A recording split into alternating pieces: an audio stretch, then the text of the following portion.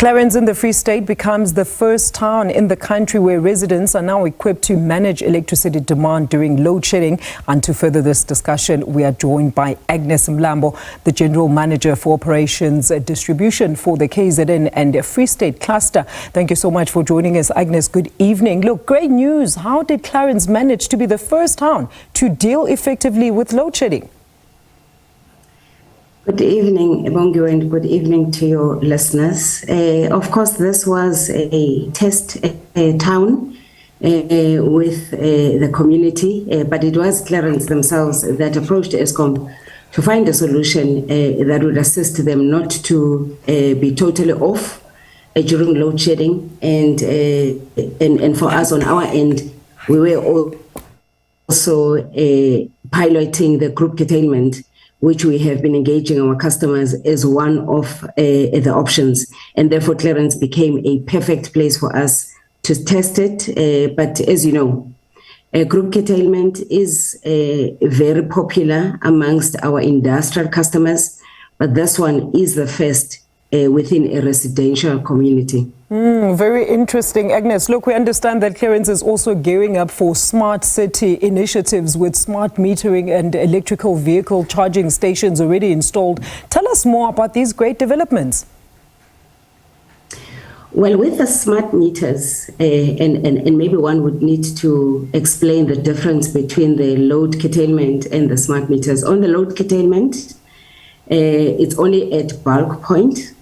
And all the customers beyond that bulk point will then organize themselves to reduce the load as and when they are called to reduce the load.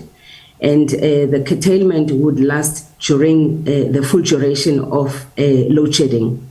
With the smart meters, that we will be able to, from our control room, reduce the load for our customers, which then means our customers will only have a limited capacity, which then means they will only use essential appliances, and even so they will need to manage and make sure that it is within that capacity.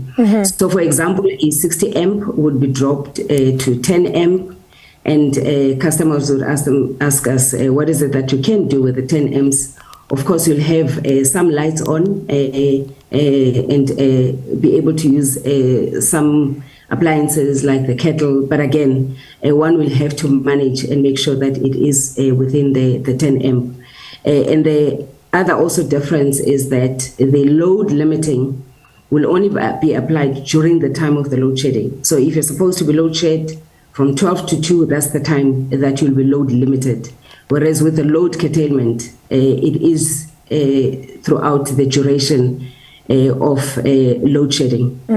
Look, Agnes, we understand that the power utility was very happy to come on board and assist, of course, the town with ensuring that these developments are carried through and also sustainable. How did they assist, actually? Well, the big thing with the load curtailment is that you do rely on a community to monitor themselves.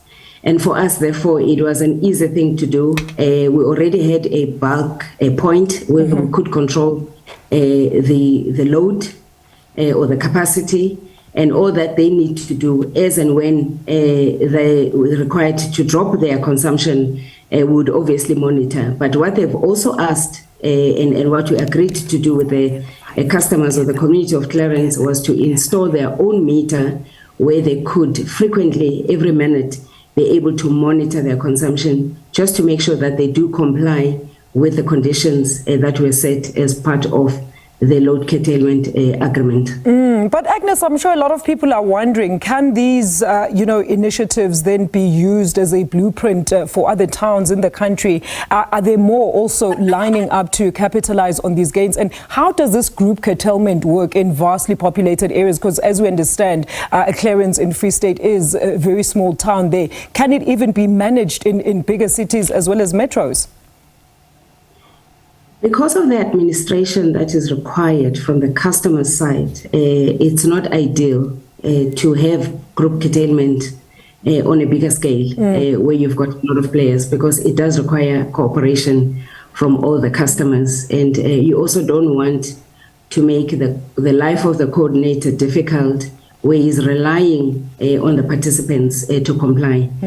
But for typical industrial customers in a block, it would still be ideal, because again, it does require that one is able to rely on those customers.